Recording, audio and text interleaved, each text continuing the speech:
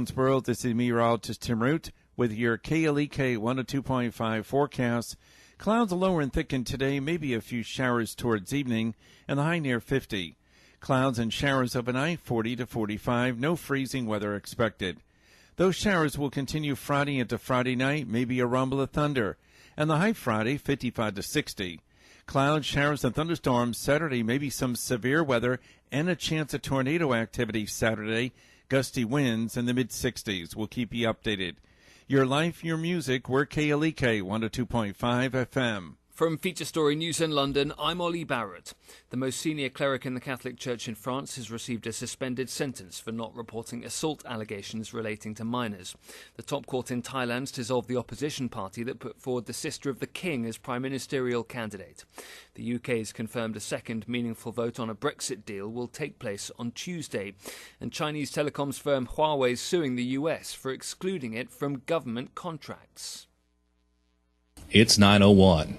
KLEK LP Jonesboro, the voice of Arkansas Minority Advocacy Council.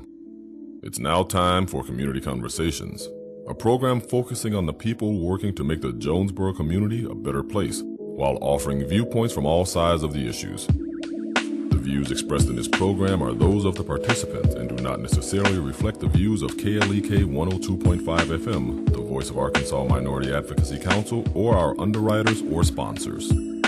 Good morning, everyone, and happy Thursday to you. I hope that you're having a great start to your day. You're tuned in to Community Conversations on KLEK 102.5 FM. I'm your host, Kabila Jones, and my special guest today is Dr. Ronald Only, DO, which is Doctor of Osteopathic Medicine.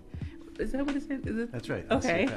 All right. I'm always getting tongue-tied on that word. But thank you so much for joining us. He comes to us from the NYIT College of Osteopathic Medicine on the campus of Arkansas State University. So thank you for joining us this morning. Sure. You're welcome. It's good to be here. All right. And so today we're going to be talking about addictions is the broad umbrella but basically substance abuse and the work that he does in that field with patients and the things he has experienced, and hopefully we'll get to talk about some practices, his approach to dealing with the issue and helping patients get through.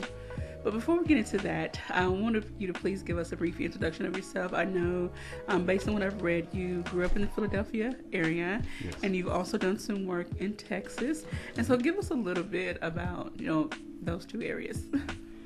Well, I went to medical school in New Jersey. Okay. While I was in med school, I met a gentleman. We became very close. He was from Texas. Okay. And for residency, he went back to Texas and did his residency there. I stayed in the program we were in, but we compared notes during the whole time. And to be honest with you, during our last year of residency and comparing notes, his notes just looked a whole lot better than mine. There were 7 medical schools within a 20-mile radius where I went to school. Okay. So there was some salary compression there. So he invited me to Texas because he wanted to open a practice with me. So I came to Texas, and he wound up opening his own practice. I wound up opening my own practice. And so we never quite got together that way. We're still very good friends. Do you ever feel like you all were competing at any time, or did you serve a different population of patients through your practices? I'd say we served a different population of patients. Okay. He was living about 3 hours away. Oh, okay. I see. So, yeah, yes, definitely different. All right, so let's get into, I don't want to call it your specialty, but one of your areas of interest. Mm-hmm. And, again, addiction is the broad umbrella of, what it covers. Can you tell us how you got interested in what directed you towards working with patients with addictions?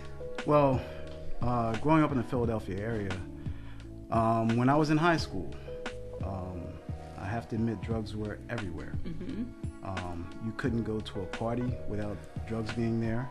You couldn't go to the basketball courts without drugs being there. You couldn't hang out outside of your house without being exposed to drugs. So unfortunately, I had several friends and family members even that got caught up. Okay. and unfortunately, they're no longer with us. Back then, I wish there was something I could do. Okay. Had no idea what to do. Okay. When I went to med school, I was still thinking about it and still incorporating these things in my mind. And then after med school and after I started working as a physician, there was a gentleman who came into my office who he was a sales rep for a drug for opiate addiction. Okay. And I was very much interested in using this drug. Okay. He got me involved with that, and then he told me how to become certified in addiction medicine, how to become board certified. And I went ahead and followed those steps and became board certified. Okay. Along the way, well, first of all, what is the name? Can you give the name of that particular? That particular drug was called, well, it's buprenorphine or Suboxone. It's Suboxone is the actual name of the drug. Okay. Besides that approach to helping patients, what are some of the other approaches that you have used? Well, I want to answer that question, then go back a little bit to talk about opioid versus substance abuse, other substances that people use. But first, besides the medical approach, medical treatment approach, medicine treatment, what other approaches have you used to help your patients? Besides medical, I use counseling. Okay. Which is very important. I'd say that's probably more important than the medical treatment. Okay. Because the counseling is what really gets the people off the drugs and keeps them off. Okay. All right. So kind of going back though, I don't want to say recent as in 5, 7, 10 years, the talk has been opioid addiction, and but there are still other substances that people use. Opioids are mainly the prescription drugs that people abuse? Not really. Okay. Heroin is an opioid. Oh, is it? Yes. Okay, well, let's just go all the way back to the beginning then. Help us define and understand what opioids actually mean. Well, opioids some are prescription drugs like Vicodin. Let me see. This Vicodin is OxyContin. Okay. Fentanyl. Those are all opioids. There's several different classes of opioids. Okay.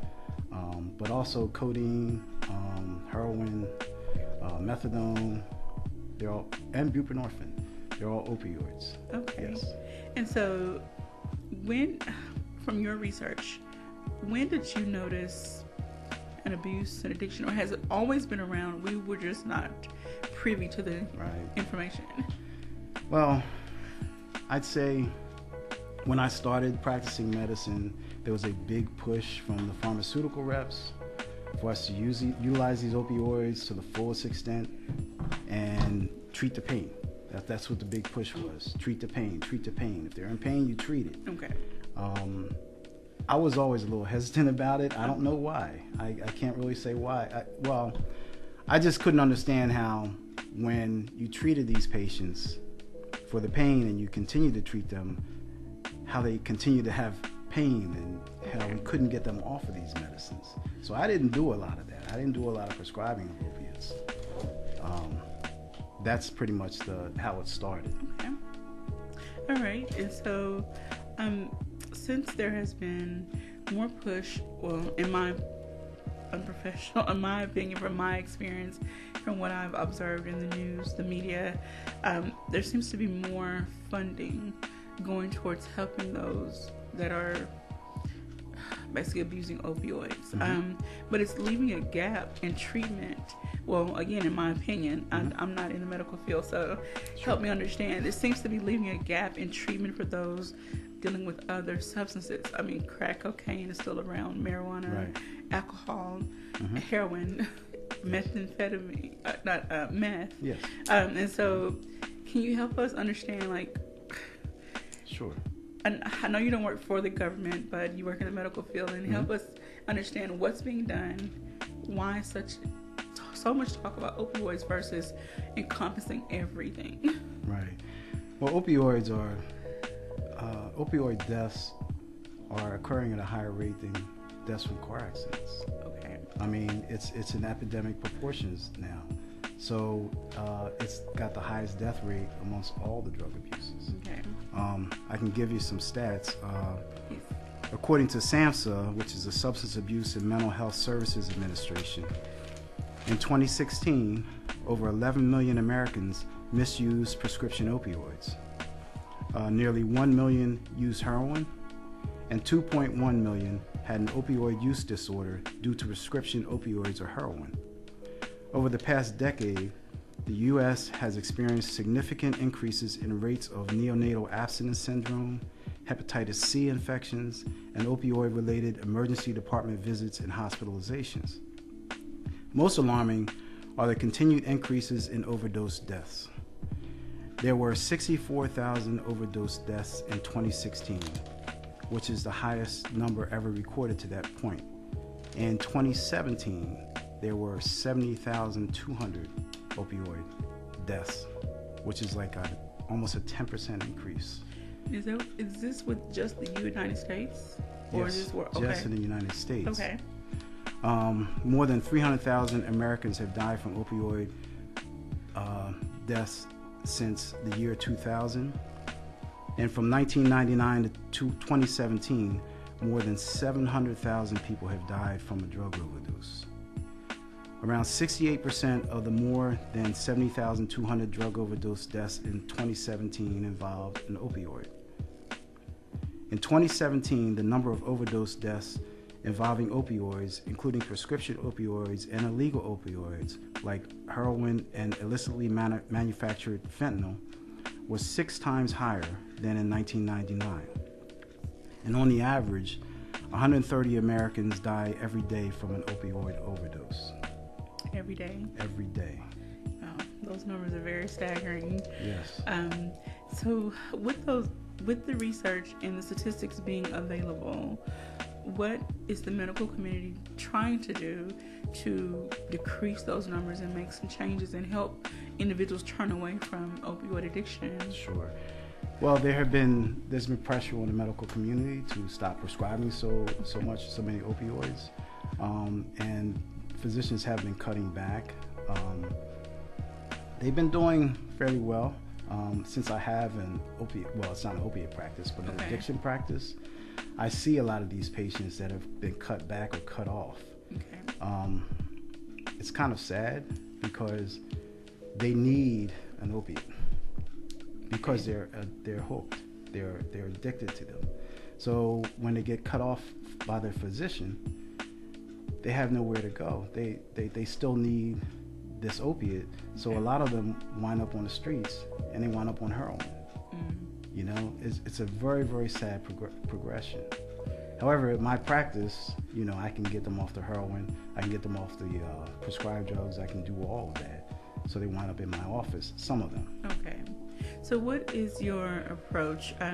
I know you mentioned before there is a prescription that can help them with the addiction, but to walk us through the process of they come in as a patient until you feel that you can, I hate to say release them, but kind of walk them down to where they're more self-sufficient and they only need you maybe for maintenance for counseling. Well, addiction is a lifetime process. Okay, it's a lifetime problem. I can use the what we call buprenorphine, which is the main ingredient in Suboxone, to get them off of the prescribed drugs or the heroin that they're taking. Okay, and it's a much safer drug, and you can't overdose on it. Okay. But it's still an opiate. Okay. It's what we call partial agonist. I don't want to get into all that. Okay. So we use this drug to get them off of the drugs that they were taking. Okay. Keep them on the drugs, no specified amount of time, okay? But we keep them on the drugs until, so they can practice sobriety. Okay. The drug doesn't get them high, it just takes away their cravings. Okay. Okay? So we keep them on that drug until they become self-sufficient, and then we start weaning them down off of that drug. Okay. Unfortunately, even with this drug, they're still going to go through withdrawal when they come off of it. Okay, that's something that we can't avoid. But I give them medicines to help them through the withdrawal period. Okay. And all this time, we're counseling them. Okay, I have counselors and everything, and they take care of that. Once they get off of the drug completely, we continue to counsel them. The counseling is so incredibly important, especially at that time. Okay. Because the relapse rate is super high. You know, people get off of the drugs completely. They can be off for 10 years even. Okay. And then they run into a situation which may be something as simple as a perfume that they smell. Somebody walking by, and all of a sudden they want to use again. Okay. It's really crazy, you know, when you think about it. So they're always susceptible. I always tell them, you're one pill away from complete addiction for the rest of your life. Now, you mentioned earlier, okay, I'm sorry, I lost my train of thought. Hopefully it comes back to me, but okay, when you first encounter your patients and you mentioned they go through withdrawals, do you recommend or do you prescribe for them to go to a facility to help them with that detox process, or are they at home or trying to go about their normal life, their daily life? Both. Okay. I tell them they need to take some time off from work, at least a week, because the first week of detox is the worst. Okay. If they can get 2 weeks, that's even better. But sure, I always recommend that they go to a detox facility. But if they can't do that, then I'll help them through that period. Okay. And again, from your experience, in how many years would you say you have been working in this line, in this field? About 12. 12 years. Mm-hmm. So in your experience, round ballpark number, how many success stories would you say? That's a very good question. Okay. And when I say success, those who have taken your advice to heart, taken heed to your recommendations, have followed the program, mm-hmm. and not have had a relapse. Right.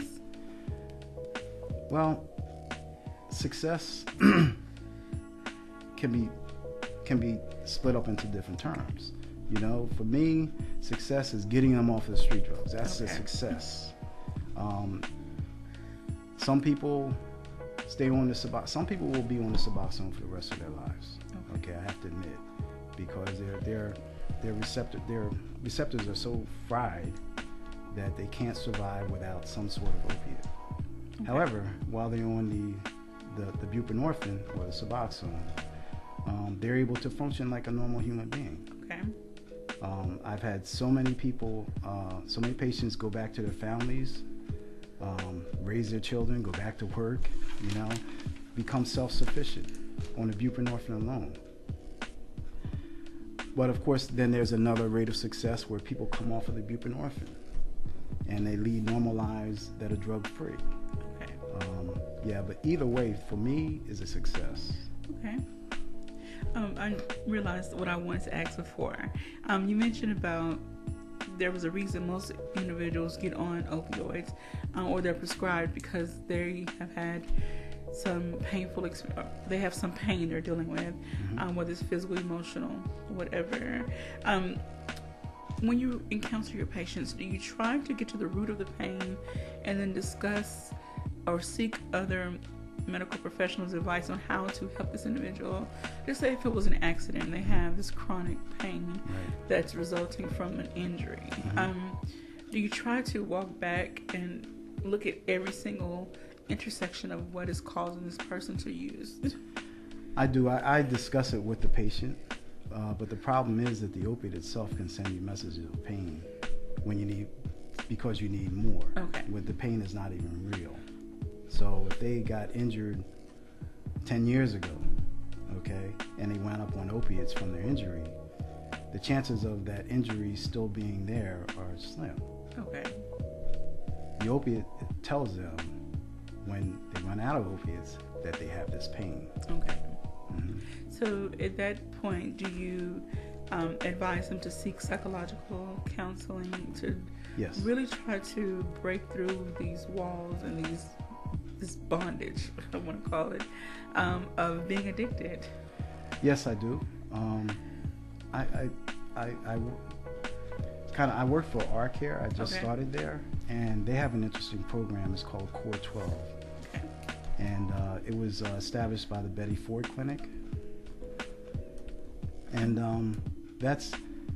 they have a limited amount of time that they keep people on opiates. Well, actually, there's 3 different ways to do it. One is a drug called naltrexone that keeps them from using opiates. Okay. Another one is the Suboxone. Okay. The patient can opt to be on naltrexone alone, or they can be on the Suboxone for a certain number of weeks. Okay. Or they can be on the Suboxone for a longer period of time. Okay, and then they're weaned off. I just started with this program, so I'm interested to see how this works. Okay. When I first started my practice, I weaned a lot of people off the Suboxone, and it was not very successful. Okay. What I do now is I wait until the patient is ready. And I always tell the patient the first time they walk into my office, I'd say, you'll be on the Suboxone. I'm not going to give you a whole lot of pressure to come off. But through the counseling, you're going to come to a point in your life where you're going to want to come off. Okay. And then you'll come to me, and then I'll say, okay, this is how we're going to do it. All right. We're going to put a pause right there. We're going to take our first break. When we come back, I want to pick back up on our discussion and then add another element and talk about the youth aspect of this.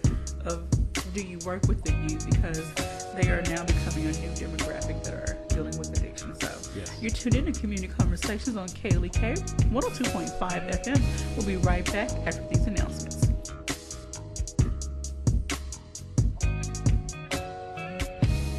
You're listening to Community Conversations on KLEK 102.5 FM. We'll be right back.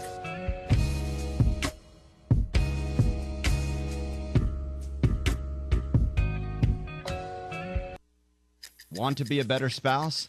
I'm Mark Merrill with today's Family Minute. It's easy to instruct your mate on how they can be a better husband or wife. But maybe it's time to look at yourself. Maybe it's time for you to be the best you can be. How? First, accept your spouse for who they are. Love them unconditionally. Accept their wonderful qualities and their flaws. Second, applaud your spouse. When you see your spouse doing something good, encourage them with your words. Third, allow them to be who God created them to be. Instead of wanting them to be more like you, give them the freedom to be themselves. My wife Susan and I recently sat down and talked about how we can be better spouses to one another. Remember, your family first. Submit your dad for the Omaha Steaks All-Pro Dad of the Year at omahasteaks.com/Dad of the Year. Family Minute is made possible by the Kappa Nu Omega chapter of Alpha Kappa Alpha Sorority Incorporated, a non-profit organization committed to service to all mankind. Kappa Nu Omega Alpha Kappa Alpha on Facebook and KNOMEGA1908.com. Family Minute is brought to you by the Gears Foundation, a non-profit organization providing students with assistance in their academic and career pursuits. Gears Foundation on Facebook, Gears_Inc. on Instagram, and the Gears Foundation at gmail.com. Cruise with KLEK September 5th through the 9th, 2019. Enjoy a 4-day getaway from New Orleans across the Caribbean and Cozumel, Mexico with your fellow KLEK supporters. Partake of sandy white beaches, diving, fishing, swimming, scuba diving, exotic marine life, dancing, dining, live entertainment, and more. The KLEK Cruise September 5th through the 9th is your summer 2019 vacation getaway. The cruise will leave New Orleans, Louisiana on September the 5th, 2019 at 4 p.m. and return to New Orleans on September the 9th. There will be several activities planned for the cruise, which more details will be released soon. But you can't wait to the last minute. You must act now. Just a $25 deposit will reserve your spot on the cruise. For more information or to reserve your spot, call KLEK at 870-203-9951 or visit our website at www.klekfm.org. This event is a KLEK fundraiser. The new deadline to sign up is March 9th. Stark's Auto Plaza at 2829 Red Wolf Boulevard is a proud KLEK supporter, offering luxury pre-owned vehicles sold wholesale to the public. At Stark's, we never say no. 870-203-9980. Details at starksautoplaza.com. The Jonesboro Alumni Chapter of Delta Sigma Theta Sorority Incorporated presents our Sonia D. Williams Scholarship Breakfast, Saturday, March 30th at 9 a.m. at the Arkansas State University Spring River Room in the Student Union. The scholarship breakfast will recognize the winners of the Sonia D. Williams Scholarship, which is given each year to deserving African American high school seniors in the area. The featured speaker is Arkansas State Coordinator for Delta Sigma Theta Sorority Incorporated, Miss Deborah Bland. The theme is Oh, the Places You Will Go. A full breakfast meal will be served. Ticket and other information is available at www.jonesboroalumnidst.org or from any member of the Jonesboro Alumni Chapter of Delta Sigma Theta Sorority Incorporated. KLEK is starting a new fundraiser which will allow listeners to donate to KLEK while buying groceries. KLEK is a part of the Kroger Community Rewards fundraising program. When shoppers visit a participating Kroger and scan his or her Kroger Plus Shoppers card, a portion of the savings goes back to KLEK to help keep it on the air. Details on how to sign up for the program are available at KrogerCommunityRewards.com and at KLEKFM.org. This is a KLEK fundraiser. And now back to Community Conversations on KLEK 102.5 FM. Welcome back to Community Conversations on KLEK 102.5 FM. My special guest today is Dr. Ronald Only, DO from NYIT, College of Osteopathic Medicine on the campus of Arkansas State University. The first part of the show, we've been talking a lot about opioid addiction, his work in the field, some treatment options. So we're just going to jump right back into our discussion. And before we went to break, he mentioned that he's working with Our Care and working through with a program called Core 12. Yes. And so how can patients or individuals that know someone that needs help, how can they get into their program? I'd say walk in. Okay, just walk in. Yes. Okay. And are you operating out of all of the Art Care facilities? Right now I'm on Washington Avenue. Okay. Hopefully soon I'll be affiliated with, there's 33 offices throughout Arkansas. Okay. And hopefully I'll be affiliated with most of them. All right. So if you know someone, now of course we're non-commercial, and so we're not advocating for Our Care. However, that's just one facility where you can receive treatment or have a consultation if needed with Dr. Only. We really want people to get help. This has become, again, an epidemic, and I'm not going to get into the controversial side of the conversation because there are many people who have their own opinions about epidemic versus other terms used for this, but I do want to ask this question. In your experience, your research, looking at the demographics, the population of people that come in, young versus old, the different ethnic groups, have you noticed any transition or any rise, or which way do the balances fall? Sure. Well, let me put it this way. In my office, I've treated people who were a step away from homeless. Okay. And I've treated physicians. Oh. I've treated pilots. I've treated nurses. I've treated teachers. I've treated engineers. I've treated pretty much all walks of life. All right. So this affects everyone who has ever abused a medication. Yes. In any shape, form. Okay. And then I have an interest in the youth population of our community, and I want to see them thrive and be leaders and be successful.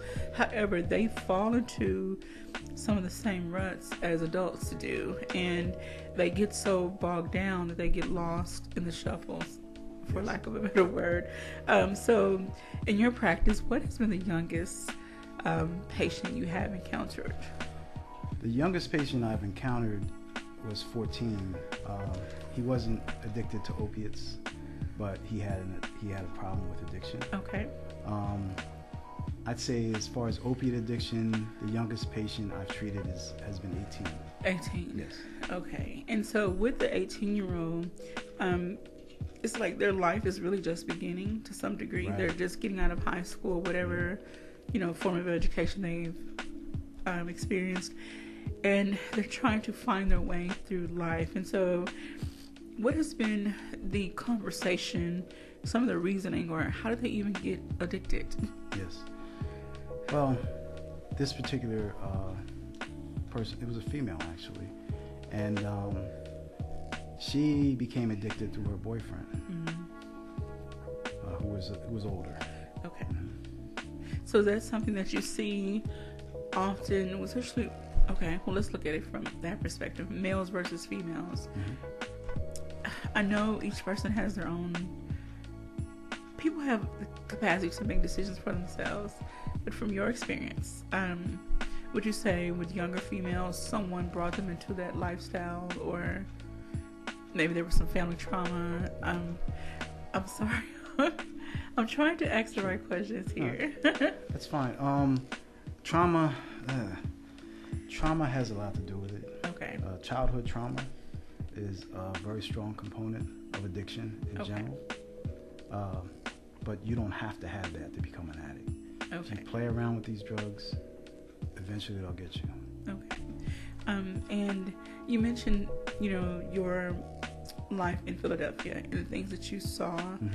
Do you feel that individuals who live in certain areas, just say the lower socioeconomic status areas, neighborhoods that are not on the up and up, but are maybe more run down, the more uneducated or lower income individuals live, do you feel that those areas are hit the hardest, or those individuals suffer the most? Yes. Or due to lack of access to medical care, treatment facilities, counseling, and everything in between? Well, I'd say in the past, yes. I have to answer that question, yes.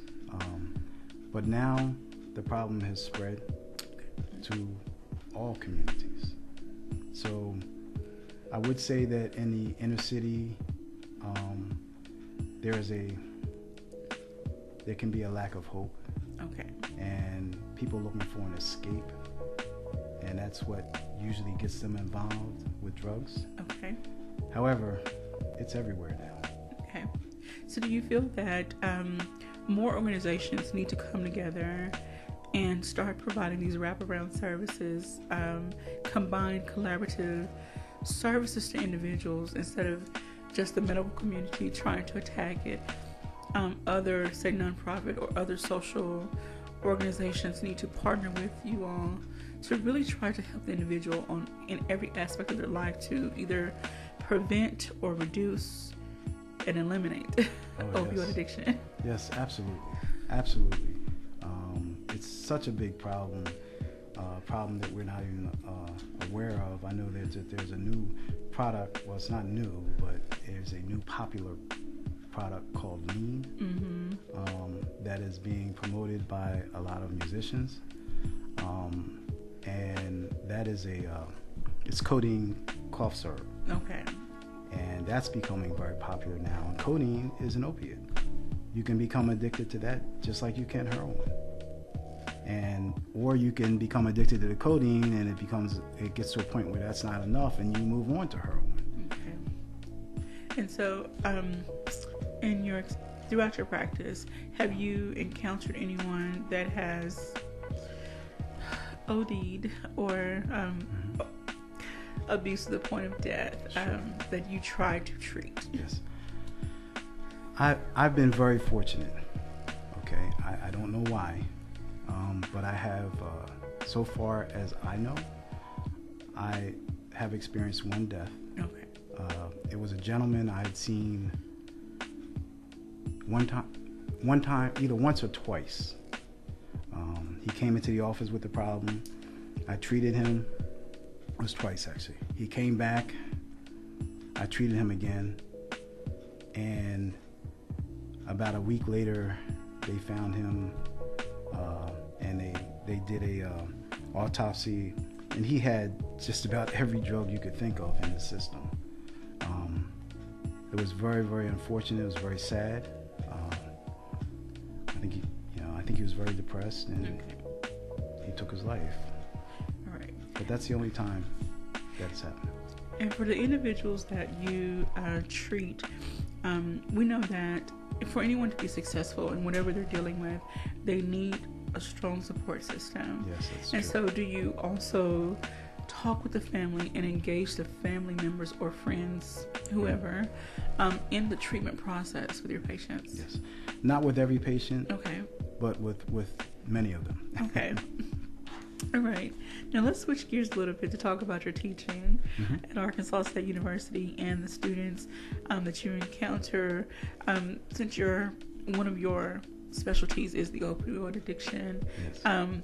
Do you currently teach classes concerning opioids or something in that related field? I apologize, I don't know the exact course name or terminology. Sure. And do you have any students who are considering specializing in that field? Yes. Yes, I do teach class. I haven't actually. They'll start in April. Okay. Classes in addiction medicine. We've just incorporated an addiction medicine course into the curriculum, and that will be for fourth-year students. Okay. That'll be a whole course in addiction medicine. Oh. But yes, right now I am teaching classes in addiction medicine. I started teaching mainly for that because in industry, there's a lot of pressure on practicing physicians to cut back on their opioid prescriptions. Some are and some aren't. It depends on how you were trained. I feel that the best thing to do to solve the problem is to get to the students. Okay. Because that way they'll be trained to prescribe properly. Okay. I'm one of those people. I try to be an advocate for all things health and social awareness issues, and I would love to see more advocacy and maybe lobbying. I'm not a political person, however, I do feel that when more people come together to fight for or advocate for an issue, change can begin to happen. At least the right people in the right places will start to become more aware and start having different discussions concerning the various topics. And so hopefully there are those in the medical field or that are passionate about this topic will start petitioning their state representatives and national representatives that are in Washington to say, okay, let's look at this from a different angle and approach it differently.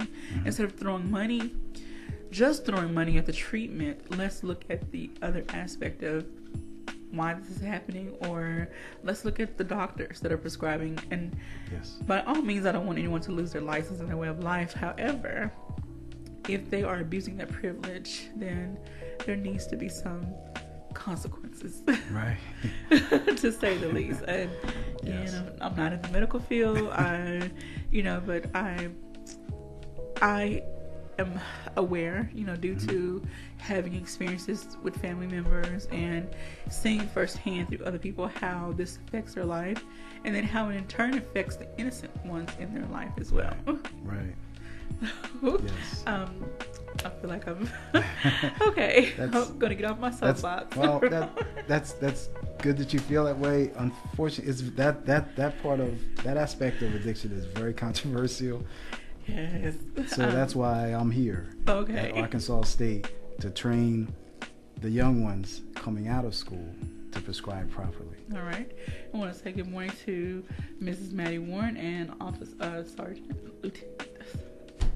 Sergeant Nathan Coleman, and I'm glad he popped in, and I'm sure he can share his experience. He's a police officer with the Jonesboro Police Department, and we've had multiple discussions about how they have encountered individuals in the field when they're on duty that are dealing with opioid addictions and potential overdose, and how they have to carry these kits to help individuals, and it's becoming just a horrible epidemic.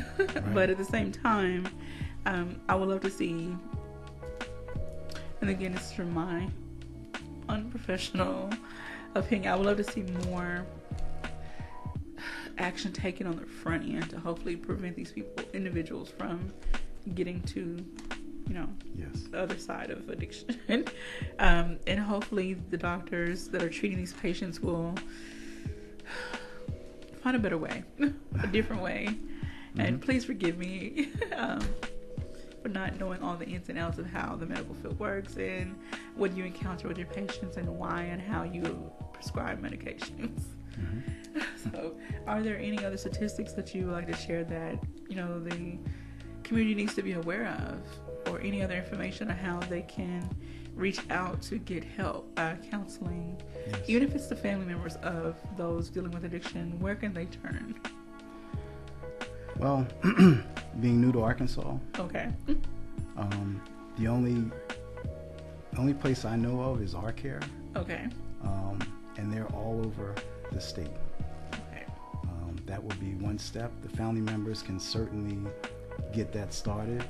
I know at my practice, I get contacted by many family members, and a lot of times it's the family members that get their patients in.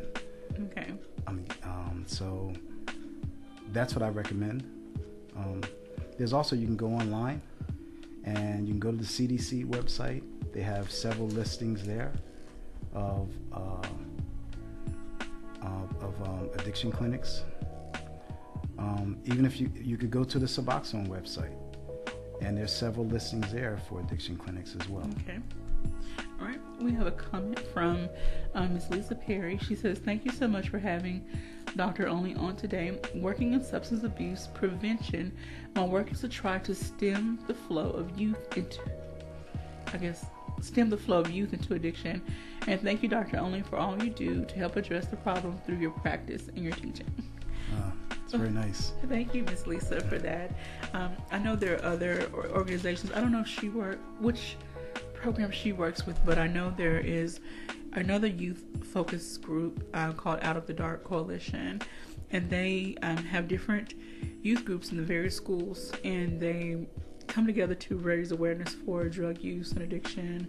I recently did a talk with them, and they're really trying to do their best to help their parents, administrators, and everyone in the community become aware and how to recognize signs and symptoms of young people abusing substances. And unfortunately, as the newer generations keep coming along, they become more and more innovative on how they can create, let's just say, okay, they've gone past the smoking pot in the bathroom to now they're making candy and other items to ingest these substances. They have found ways to break it down, and I'm not a chemist, so I would know the first. I don't have the first clue on how to do all this, but here they are, 15, 17, 18, they know how to do things they probably shouldn't. And that knowledge can be used for greater goods. Yes. If they applied it differently. Right. All right. And Ms. Lisa says she works with CRDC Prevention. We do prevention in 13 counties in Northeast Arkansas and are hosting a prevention empowerment conference at ASU in May. Well, Ms. Lisa, please make sure you get us that information. I'll put my email address in the comment section. Maybe that'll be something that you can partner with them with, and that'd be nice. Speak, or I don't know, just attend and share your experience and expertise. I would love to see more collaborations, not just within our own community, but around the state of Arkansas. There are many individuals who need help, and the more people we can prevent from becoming addicted, the better. Hopefully. All right, so we're going to get ready for a break in about another 2.5 minutes. Is there any more information that you would like to share that I did cover? I feel like I'm missing something. I just like to say that the addiction problem, especially opiate addiction, is real. Don't think anything different about it. It is real, and it is definitely a huge problem, an epidemic problem here in the United States. And if you have a problem, or if you know of someone who you feel may have a problem, you want to get treated, because there's only two alternatives to opiate addiction. One is jail, and the other is death. So you want to get that taken care of. Okay. All right. And then you mentioned, okay, I know this again can be controversial. I'm trying to tread lightly on this question. For those that do encounter jail time, what is the reasoning? Is it that they have committed a crime to further support their addiction? Or is it they kind of give me some background or some insight into that? Well, it's really both. To support the addiction takes a lot of money. Okay. And so a lot of people turn to a life of crime when their main goal is that they have a problem with addiction, and they're trying to satisfy that. Okay. And they wind up in jail. The jail in that situation may not be such a bad thing, because at least while they're in jail, they can't get the drugs that they were getting before, like they used to anyway. We do know there's problems with the jail system too. Okay. However, at least they can solve the problem in jail to a degree. But unfortunately, like I said, addiction is a lifelong problem. Okay. I've treated people who have been in jail for 7 years. Oh. And they come out and they come right to my office because they know they're going to use. Okay. All right. We have a comment from Sergeant Coleman. He says, "Out of the Dark, John 3:16, John 3:17, Agape House, Celebrate Recovery, Breaking Bonds Ministries are awesome, good private, public, and faith-based programs and ministries locally. So there has to be a want to change, and that's key. So we're going to put a pause right there and take another quick break. When we come back, we'll wrap up our discussion. I hope that you have enjoyed this conversation with Dr. Ronald only so far. Hope you're taking notes, but we'll be right back after these announcements.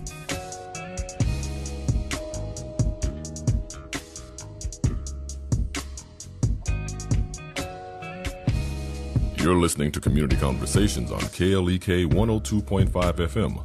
We'll be right back.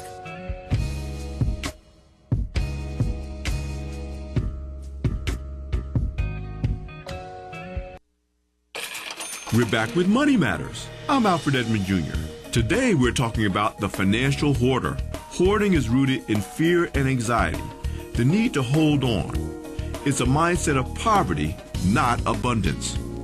Unfortunately, bad economic times, such as our most recent Great Recession, can trigger or exacerbate a hoarder mentality. As a result, financial hoarders may sacrifice their future on the altar of today, keeping all of their money in a low-interest savings account instead of diversifying into investments with higher interest earning potential, or failing to invest for long-term goals such as retirement. Buying cheap goods of low quality can actually be less cost-effective than paying more for higher quality that will last. Hoarding resources is not a substitute for smart money management. I'm Alfred Edmond Jr. for Money Matters, a product of American Urban Radio Networks. Money Matters is made possible by the Jonesboro Alumni Chapter of Delta Sigma Theta Sorority Incorporated, a nonprofit organization focused on joy in our sisterhood, power in our voice, and service in our hearts. www.jonesboroalumnidst.org. Money Matters is brought to you by Bancorp South, offering checking, savings, loans, credit cards, and wealth management. 5 locations in Jonesboro to serve you. www.bancorpsouth.com or 870-972-9800. Money Matters is brought to you by the Gears Foundation, a nonprofit organization providing students with assistance in their academic and career pursuits. Gears Foundation on Facebook, Gears_Inc. on Instagram, and the Gears Foundation at gmail.com. KLEK thanks CJ Pepper and the staff of Life Strategies Counseling Incorporated for helping people through hard times in life such as depression, family issues, stress, abuse, and more. They offer counseling and therapy for all ages, individuals, families, and groups. They are located at 1217 Stone Street. Phone number 1-866-972-1268 or online at lscihelp.com. The Mu Omicron Lambda chapter of Alpha Phi Alpha Fraternity Incorporated was established on January 1st, 1977, originally serving Blytheville, Arkansas, and now serving Jonesboro, Blytheville, Osceola, Marion, and West Memphis, Arkansas. Today, the chapter continues to make an impact by focusing on Alpha's national community outreach initiatives such as My Brother's Keeper, A Voteless People is a Hopeless People, Go to High School, Go to College, Project Alpha, Boy Scouts, and the March of Dimes. The Mu Omicron Lambda chapter of Alpha Phi Alpha Fraternity Incorporated is committed to Alpha's mission of developing leaders, promoting brotherhood and academic excellence, while providing service and advocacy to the community. More information about the Mu Omicron Lambda chapter of Alpha Phi Alpha Fraternity Incorporated is available at MOL Alphas on Facebook or via email at molalphas@gmail.com. Hello, I'm Officer Jonathan Hagens of the Jonesboro Police Department. One of the best decisions I ever made was to join the Jonesboro Police Department. Since joining, I've had the pleasure to give back, protect, and serve my community. Now I want to let you know about that same opportunity. The Jonesboro Police Department will conduct testing for the patrol officers at the Valley View High School. Applications are available online at jonesboropolice.com. The Jonesboro Police Department offers a competitive salary, health, and retirement benefits, top-of-the-line training, and most importantly, the chance to make a difference in the Jonesboro community. Join me in making Jonesboro a better place. The Jonesboro Police Department is an equal opportunity employer, and women and minorities are especially encouraged to apply. More information, 870-935-5657. Applications are being accepted. Applications are available at jonesboropolice.com. Experience the Joy with Bishop Adrian R. Rogers, pastor of Fullness of Joy Church, 2120 Thorn Street, Jonesboro, Arkansas, 72401. Wednesday night, Word and Worship, 7 p.m. Prayer Thursday night at 7 p.m. Sunday School, 9:30 a.m. Sunday morning worship, 11 o'clock a.m. And our Sunday night live service at 7 p.m. And now back to Community Conversations on KLEK 102.5 FM. Welcome back to Community Conversations on KLEK 102.5 FM. I've been your host for today, Quabila Jones, and my special guest is Dr. Ronald Only, DO, from the NYIT College of Osteopathic Medicine on the campus of Arkansas State University. I want to thank you so much for joining us today and sharing your knowledge and expertise in this field of addictions. Again, that's just a broad umbrella of what it encompasses, but hopefully Dr. Only has given you some insight into this field and what to look for and maybe how to help those in your life that are dealing with addictions or substance abuse. And again, as I talked about in the very beginning, we hear the conversation about opioids. However, along with that, many people still use and abuse other substances as well. From my personal opinion and experience with family, they're trying to mask cover some other problem that they may not want to address head on, that they need to address, that's leading them to down this road of addiction. So can you talk on that a little bit? Yes, as I said before, childhood trauma, there's a very high rate of childhood trauma in addiction patients. And trauma in general is a very high rate of trauma in general. And people use the drugs to avoid thinking about whatever it was that happened to them. And it's very unfortunate. If you have any kind of trauma that's happened in the past that is still haunting you, definitely get help. Definitely get help, because that's something that you can't conquer on your own. I guess another problem amongst addicts is, people who like to party. Okay. And unfortunately, you can get yourself in over your head. And I have quite a few addicts like that. They don't have any past history of anything, but they're partiers. Okay. Yes. But do you feel that the partying attitude can also be a cover, masquerade for something else in their life they just don't want to deal with? Not that it's traumatic, it's just something they don't want to deal with. Oh, yeah. It's always, drugs are always an escape from something. Yes. All right. And so do you feel that some people, from the patients you dealt with, do they feel that opioids are safer, quote unquote, than other substances that are? No. Okay. No, they know. They're very, especially now with the rise in fentanyl, they're very worried. Okay. Yes. And so do you engage in any conversations with other colleagues around the United States or just around the globe concerning what you all can do to practice medicine more ethically and better care for your patients? Yes. That's something, yes, I do. I go to conferences, which are national, and I engage with other physicians there. Okay. And then, especially since being here at Arkansas State, I'm beginning to do a lot more of that, which is great. Okay. These are the things that I want to do. Do you see yourself reaching out just to the students on campus, not necessarily those in the medical field, but having more regular conversations with students about drug addiction, use, alcohol, so that they can hopefully remain successful students and not face those pitfalls that others have, and that they can be successful and graduate on time and, and live their life to the best of their abilities without having to be shackled with addiction. Yes, I do have those conversations now. Absolutely. Okay. Do you foresee, or are there any student-led organizations that are trying to deal with this on the college level? Well, we don't have an addiction medicine group as of yet because, like I said, we haven't fully instituted the course yet. Okay. However, I am what we call RSO, which is a faculty leader for a group of anesthesiologists. Okay. There's a very high rate of addiction amongst anesthesiologists. And you mean the actual doctors that give you the medicine to make you go to sleep for surgery? Yeah.